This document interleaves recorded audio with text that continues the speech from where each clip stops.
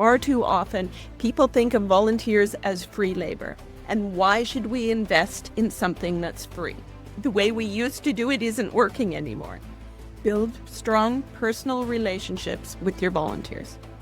The better you know your volunteers, the better you can build your systems. Find out what's missing from their experience, what they really love about it, what experiences they've had that they're still talking about 2 years later.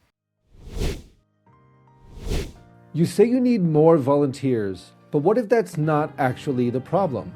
What if the issue isn't recruitment, but retention, or systems, or clarity, or the way volunteers experience your organization once they walk through your doors?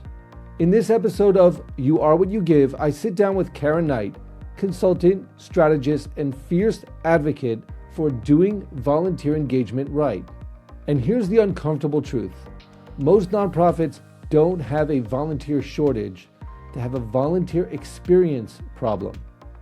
Karen has worked with organizations of all sizes, from small volunteer organizations with 20 volunteers to national networks with hundreds, and she sees the same patterns again and again. Rigid expectations, broken onboarding systems, and volunteer leaders who seem to confuse volunteer free labor with mission-driven partners. If you're a nonprofit leader, a community organizer, or anyone who depends on volunteers to move their mission forward, this conversation is going to challenge you. Because volunteers aren't free, they're invested. And if you don't build the right systems and relationships, they're going to walk away quietly. Karen Knight, what a pleasure to have you with us. Thank you for giving of your time to You Are What You Give. Thank you very much for having me. I really look forward to the conversation. Well, me too, Karen. We're going to jump right in because volunteers are our topic right now. And lots of times nonprofits will speak the world about their volunteers, but are nonprofits generally treating their volunteers or engaging their volunteers the way that they should? Yes and no. They're treating them the way they think they should. They see the value in exactly. They see the value in volunteers, and they know the importance to their mission of engaging volunteers well. Where there seems to be a disconnect is in realizing that the world has changed and the way we've engaged volunteers in the past is not effective any longer. And what's the difference? What was the past and what's going on today? Well, just think of it in terms of work. How many people, like our parents or our grandparents, got a job out of high school and stayed in that job until they retired, right? Nobody does that anymore. But so many organizations are still feeling that their volunteers should feel that. Once you start volunteering for us, we're going to put you on a weekly shift and you're going to be in that shift forever, right? We own you. Right. And people, that doesn't fit people's lifestyles anymore. People only stay in their own houses for a maximum 10 years now. They're not going to stay in the same volunteer role. You can keep people engaged, but you have to be flexible about it. You have to let them have a bit more autonomy. They want to have the choice. Do I want to come in on a weekly basis, or do I just want to come in and do one big giant project and then walk away and never look back? You have to be willing to do both. Karen, I want to jump in really where you started, because I think the comparison between volunteers and people at places of work is very interesting, only because also my experience, not only in nonprofits, but also in business, is that certainly the younger generation, and we don't have to give letters or any particular association because then we're going to start picking on people perhaps, and that's not the goal. But the younger generation seems like even the way that it interacts with employers seems to be the same, meaning even the employer assumes, well, if I'm paying you a salary, then you're going to have a certain work ethic, the same work ethic that I had when I grew up in that same job that I've been holding for the last 45 years. Right. But now we're talking about a different generation. And I guess the question is, how do the volunteer hours that a person puts in and invests in a cause that's important to him, how do they stack up or compare with the way that they treat their jobs or places of employment? Is it kind of similar, or is it fundamentally dissimilar? That's a hard question.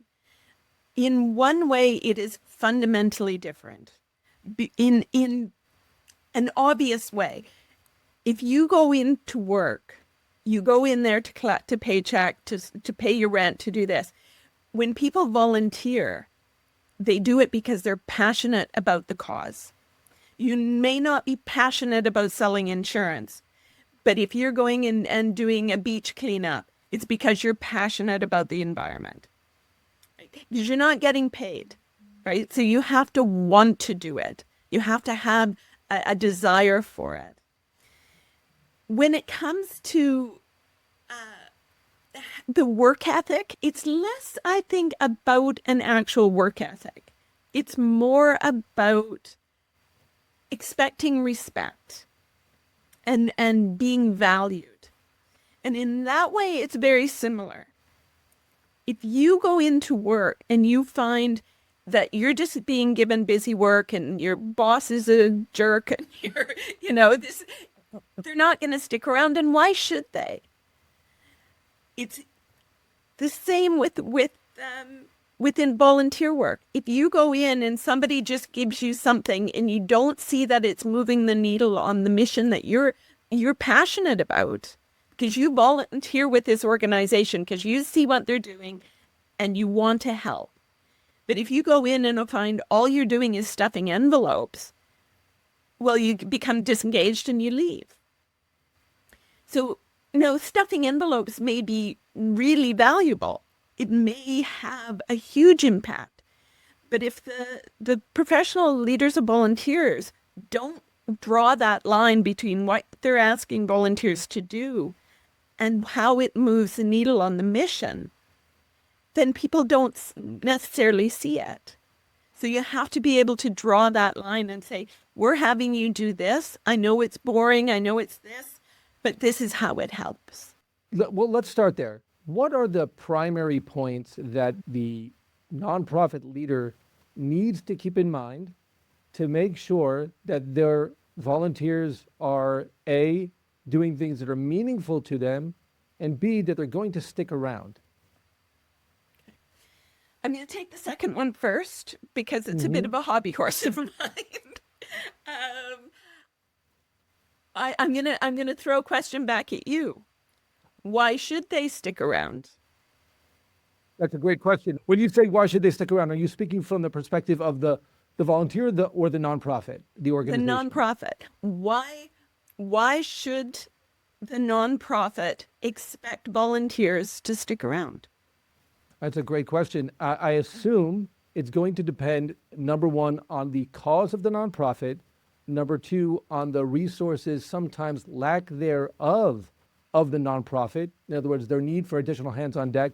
And number three, and I actually think that this perhaps is the most compelling, sometimes the nonprofit fundamentally understands that it needs to engage the community because that's part of its mission statement. Its mission statement is not just to funnel money into a cause, but to engage community in a cause.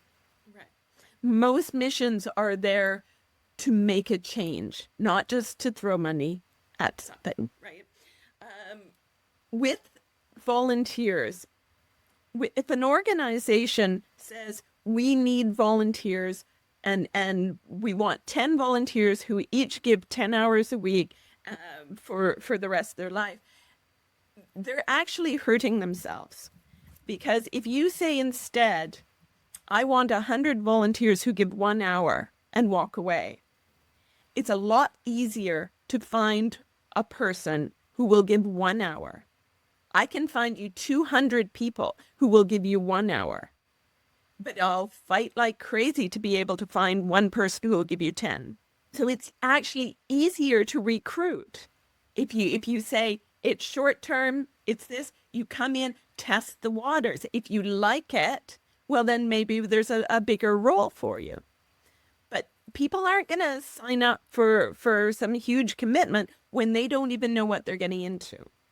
Well, let's hit that one on the head. Okay, just to be clear, Karen, you're not saying that you only want volunteers in the organization for an hour.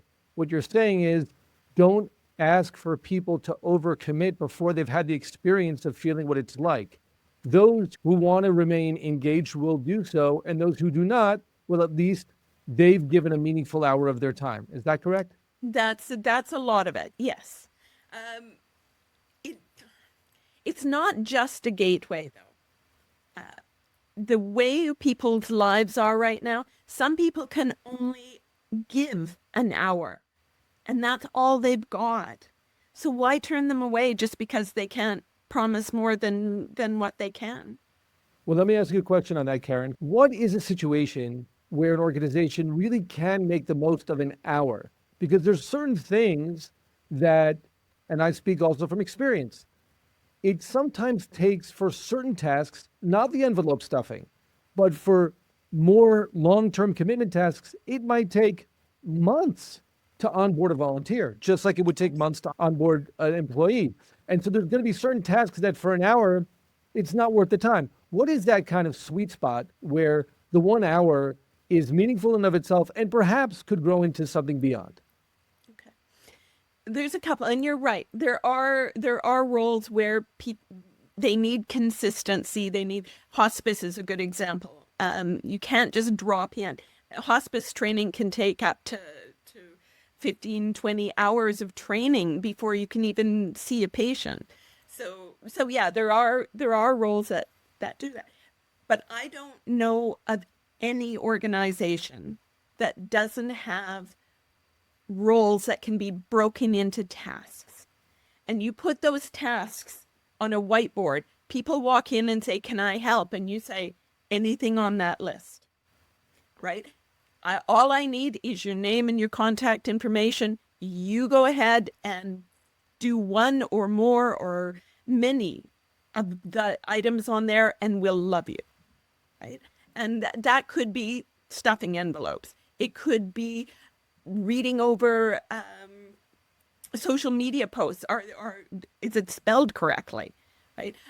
I knew an organization. I wrote an article recently called "Coffee Break Volunteering" because I know a woman who she volunteers on her coffee break. She has 15 minutes every day, and that's all she can spend. She does it by phoning donors and thanking them for donations. She can do two, sometimes just one call a day. But that kind of consistency, just 15 minutes, coffee break. She said if they had asked her to be properly onboarded and come in for an hour and do this or thing or have a regular chef, she would never have tried. But because they Mhm. said, "This is all we need. Can you help at all?" She started taking on, she's been doing it for eons now.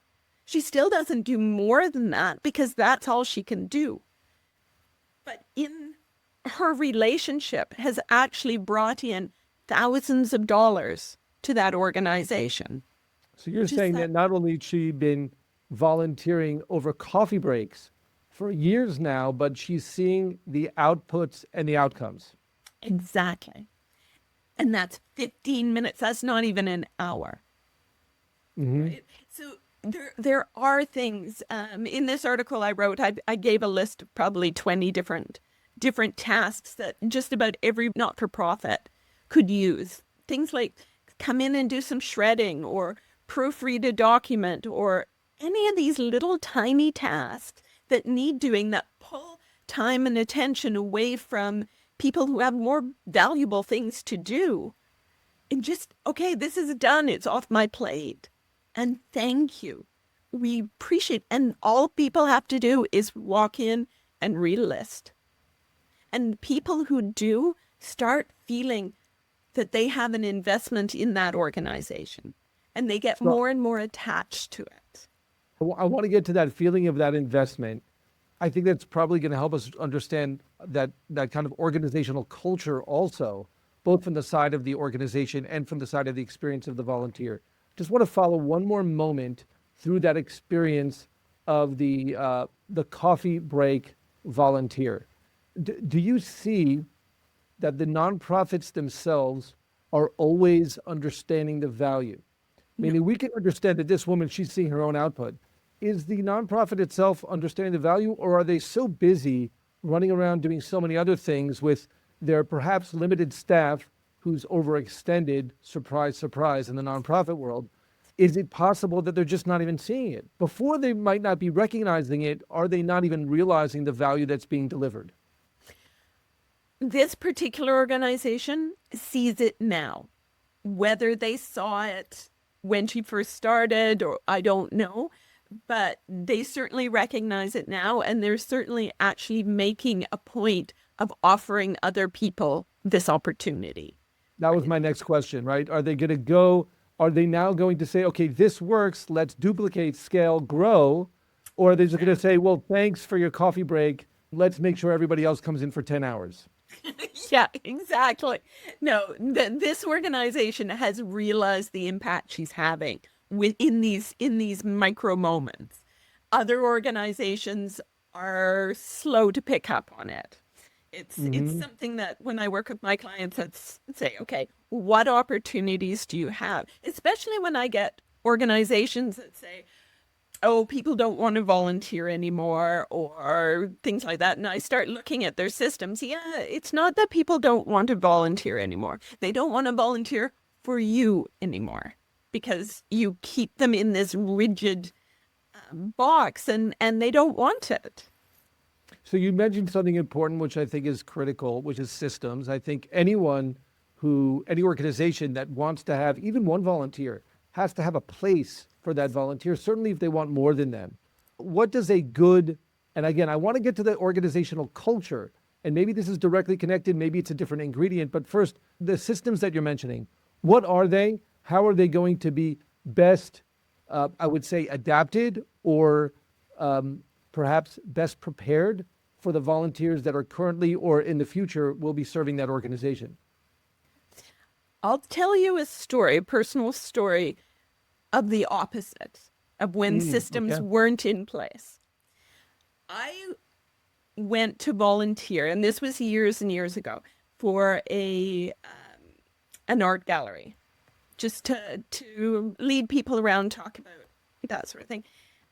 And I went, I applied, they got in touch with me, I did the training. They said, okay, your first shift is such and such a date. Go and talk to this person at this place, and she'll get you started. Great. So I do that. I show up. I say, introduce myself, and the woman looks at me blankly.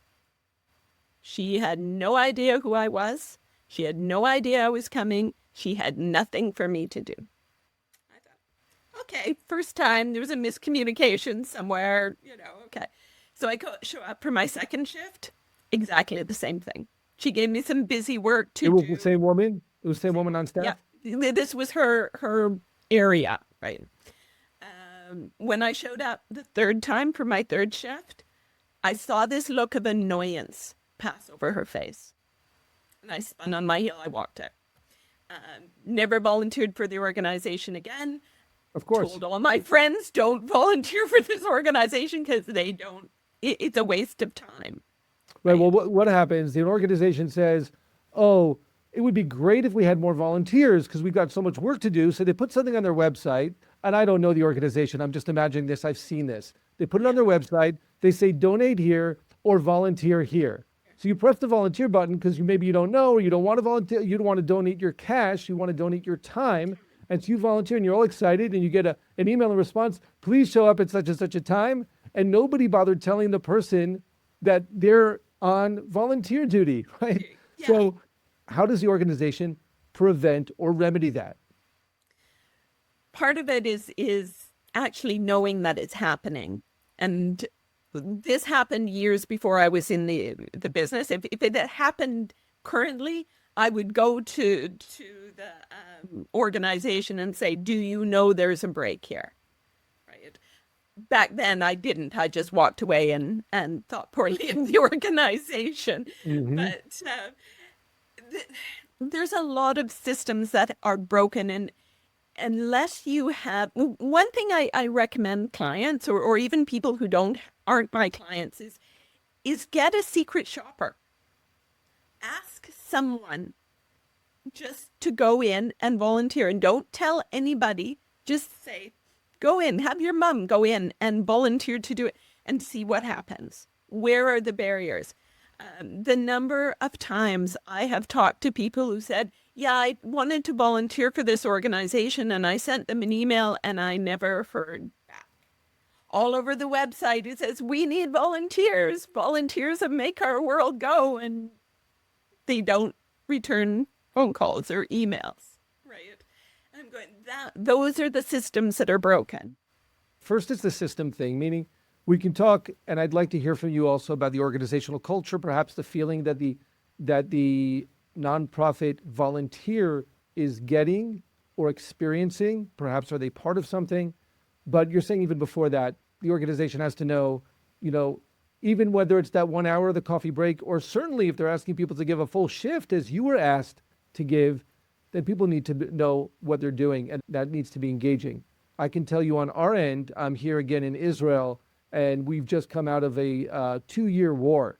And at the beginning and throughout most of the war, there was an untold degree of volunteerism. This is a country with a lot of volunteerism anyway. It's a young country, and so people kind of pitch in. But it was off the charts. And then something interesting happened. People would come from abroad.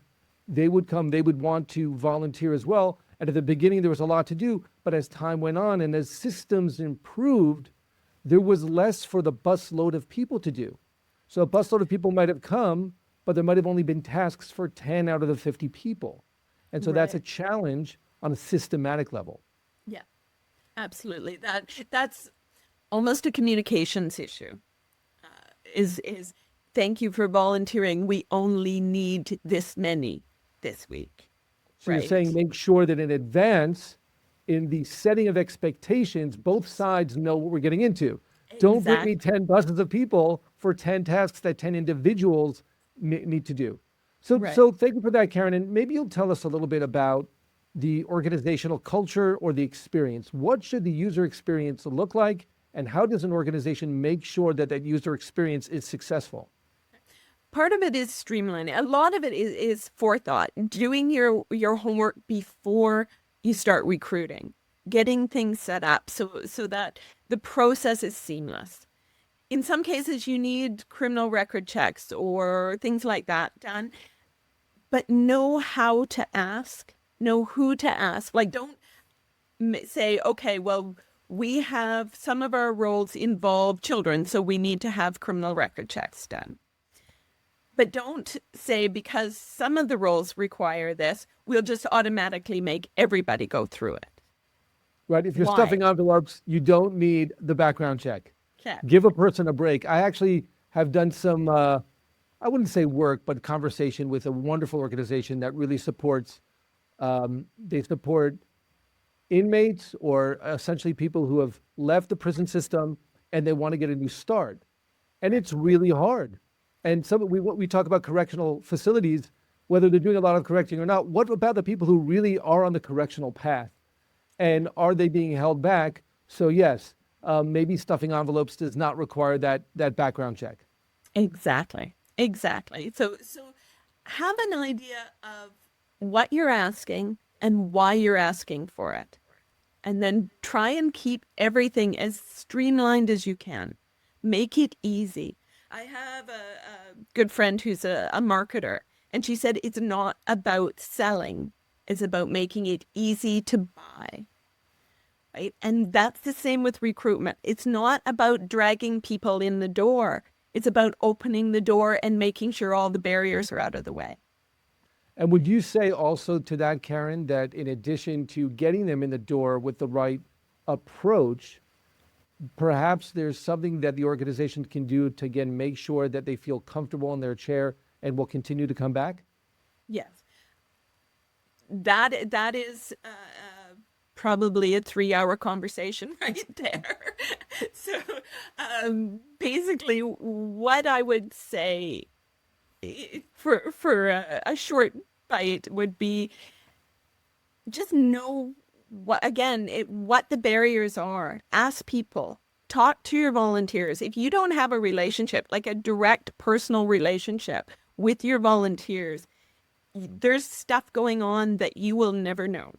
There are people not showing up because there's stuff happening.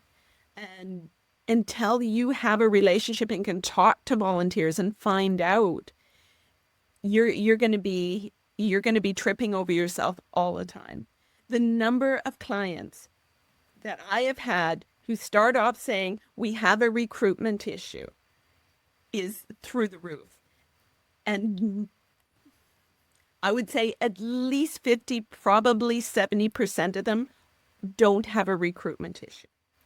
It's something else.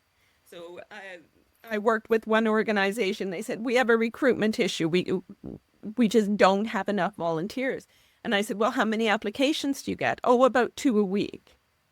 I'm going, well, you don't have a recruitment issue. I can tell you that without going any further, right? And I started digging in, and they had a couple of, I'll call them old guard volunteers who kind of streamlined things the way they wanted. They screened people out because they weren't like them. And the management knew nothing about it. All they knew Right. is that people would come in and leave again. You're It was getting there this back to systems, revolving. right, Karen? And I would even argue that's the integration of systems. It's hard when you're, especially when an organization grows, you are, focused on so many different things. You're kind of like, okay, this will be your department, but are the different departments speaking with one another? Do they understand what the tasks are? And especially you gave the example of the volunteer showing up and the operator not knowing what to do with the volunteer, yourself in that case. So obviously there's a lot of lack of integration, and it's true. The organization kind of has to know what's going on there. How does the organization, which is so busy anyway, how does it pay appropriate attention to that volunteer, whether it's recruitment or retention process? Basically, one answer: get a professional leader of volunteers. Get someone who has been trained and knowledgeable about how to engage volunteers. Because if you go through that kind of training, there's an organization called the Council of Volunteer Administrators. It's the CBA. If you see an applicant for your leader of volunteers position that has a CBA after their name, put them at the top of your list. Because not only is a leader of volunteers good at understanding the processes of managing volunteers, but they also know how to talk to the hires up. They know how to draw the other staff in. They know how to work with different departments so everybody knows how it's going. For far too long, far too often, people think of volunteers as free labor. And why should we invest in something that's free? They're realizing since COVID and when everything shut down and all the volunteers went away, not all of them are coming back. And so they're realizing that the way we used to do it isn't working anymore. But having a professional leader of volunteers in place will deal with a lot of that. They're the ones who know to collect the stories that show the impact that the volunteers are having rather than just counting hours. Because counting hours is fine, but I can spend 10 hours in one organization and get nothing done. And I can spend 15 minutes with a different organization that's more organized and make a difference. So we shouldn't even be counting hours. We should be counting outcomes. You said some really powerful things there, Karen. I think among them, your discussion about the outcomes, right? I think too many organizations forget the volunteers, even the paid staff don't fundamentally understand how they're measuring outcomes. They show up in the morning, they don't even need their coffee because they're fired up about the work that they're doing for their cause. And yet they're not sure at the end of the day how to measure whether they moved the needle or not. They're spinning their wheels. They're so excited to be in the office or to be out in the field. But do you know how you measure your outcome? And then you spoke about the other piece, which is that integration piece, the systems again, so that the organization actually needs to know what it is doing, not only so that it gets the outcomes, but how are the different parts of the organization working together so that as a unit, they're moving the needle or the ball down the field as a group. Right. Yeah. And it's all the focus on the mission. I worked with an organization once that rehomed feral rabbits. Cute, right? And their whole purpose, their mission was to find homes for these rabbits. At one point, someone came to them and said, "Do you mind sending someone with a couple of these rabbits to a senior's home so that they can interact with the rabbits and things like that?" And it became part of what they did. The seniors were never going to adopt the rabbits. It was not moving their needle. But it got to the point where they were sending staff or volunteers, I think, once a week for 3 hours. And they couldn't figure out why there was this turnover in volunteers. The volunteers came because they wanted to see the rabbits adopted. And yes, it was wonderful what they were doing, but it wasn't aligned with their own mission. So get a partnership with an organization that supports seniors and get their volunteers to come and take the rabbits to the seniors' homes, right? Right. There are ways of doing both without taking your volunteers and your resources away from your own mission. Well, thank you for that, Karen. Karen, when you speak about your clients, you're speaking about essentially nonprofit organizations that need greater support in mobilizing and recruiting, retaining their volunteers. What size of volunteer group are we talking about? Is this a cohort of 1 or 2 volunteers, or could it be tens or even hundreds? For myself, I run the gamut. I've worked with organizations that they put on a community fair and they may have 20 volunteers. I have worked with organizations that are Canadian national all across the country that have hundreds. I've never broken into the thousands range, although I've spoken to groups with that size. But I work with a wide range of sizes of And organizations and a wide range of causes. So currently, I'm working with a justice education network, so that helps youth understand the justice system. I'm working with a hospice. I am working with a conservation organization. I am working with an organization who's trying to get underrepresented youth into STEM organizations like the science, technology. I'm working with an organization that does retreats for people coming out of addictions. So, so yeah, I pretty well covered the gamut. so it's a range, Karen, and I want, as we close this conversation for today, and I We kind of have feel a like you and I will have a lot more to talk about, that 3 hour conversation. But as we close this interview for today, maybe you can help us understand an organization that's listening, or a nonprofit professional that's listening and is thinking about, how do I get this right? Before they reach out to you, they might not know where they sit on the spectrum of small organization, large, many volunteers, few, or this type of organization or that, because again, you deal with a range. Is there one kind of overarching first step that they can take to have a healthier volunteer engagement in their organization, something that's shared across the range of these organizations? Build strong personal relationships with your volunteers. The better you know your volunteers, the better you can build your systems. But then you know where the breakdowns happen, all this. Ask them questions, talk to them, find out what's missing from their experience, what they really love about it, what experiences they've had that they're still talking about 2 years later, right? Find out, know your volunteers. The better you know your volunteers, the better your organization will be. Outstanding. So basically, as opposed to the traditional think that you mentioned before about seeing the volunteers as perhaps just another work or labor force, and perhaps why bother investing in those who don't cost us any money, I would actually argue that the most valuable investment, if you can have an organization that's doing as much as possible with volunteers, that you're actually not paying a salary, you're saving other resources, spend the time, effort on having that volunteer leader, that qualified, certified volunteer leader in the organization, And so all of this makes a lot of good sense. Karen, if somebody does want to reach out to you and hear, perhaps get some additional guidance on how they can do this even better, how would they do so? The easiest way is my website, karenknight.ca, CA because I'm Canadian.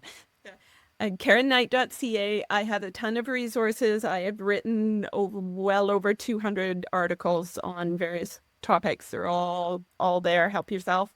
And there's my contact information's on there. I'm also on LinkedIn, Karen Knight Consulting. And yeah, or just send me an email, karen@karenknight.ca. I'm pretty And easy to just folks, find. so you all know, when Karen spells night, it's night with a K, With a K. Thank you. Thank you for that. Knight is as your in logo shining armor. indicates, correct? That's right, Pardon? as your logo indicates. Yes. So that's night with a K. Karen, this has been really a fascinating conversation. I think there's so much that we can do to really improve our systems, to better integrate, and to see the people that are committed to our cause. And as I said before, I'm of the opinion that not only is it the best investment that you'll make by investing in the people who are giving to you without asking for anything in return, I would also argue that it's most likely the most meaningful part of the cause that you're involved in. We've had some guests on You Are What You Give who really truly believe that the most significant beneficiary of the work that they do is not the person on the receiving end, it's the people who are involved in the process. And so I really think that the work that you're doing is phenomenal and really, really critical. Hopefully, more and more organizations will learn from this wisdom and your experience on how to go about taking those volunteers and making them everything that they hope that they can be for the cause. Can I make one suggestion for Please your do. listeners? If you have any particular question about volunteering that you want dug into deeply, let Avi know and he'll bring me back and we'll dive right into that. Absolutely. Let's start number one. First of all, we've got the show notes and we've got the comments. Let's start there. Whatever platform you're viewing or listening to this conversation, start there. Let's get the conversation going. And absolutely, I think that would be outstanding. It's a great way to engage further. And I think there's a lot of questions around this. We did the 30,000 foot. We've given some examples, but there's much more to learn. So thank you very much for that offer, Karen. That's a great way for you to give. All right. Thanks so much, all of you, for listening. Before we close, I want to thank Karen Knight for reminding us that volunteers aren't nice to have add-ons, but mission critical partners. And with that, let's get to this week's Giving Challenge. We're calling it the 15-minute volunteer audit. If you're a nonprofit leader, here's your challenge. In the next 7 days, do one of the following 3 things. Number 1, personally call or email one volunteer and ask them, what was your volunteer experience really like? Number 2, walk through your organization's volunteer experience process as though you yourself were a new volunteer. What's it like? Click that form. See what might be confusing. See how long it takes. Or number 3, identify one task in your organization that could become a coffee break role. Something that would take only 15 minutes a day, but could seriously and genuinely move your mission forward. This 15-minute audit doesn't require a strategy retreat, a committee meeting, or a 40-page strategy document. This is just being real with one concrete action. Because if volunteers are part of your mission, then their experience isn't a side issue. It is the mission. And to close, thank you as always to Victoria Hurst for making this podcast possible. And thank you for listening, leading, and building organizations that not only ask people to give and or volunteer, but honor those who do. This is You Are What You Give. We'll see you next time.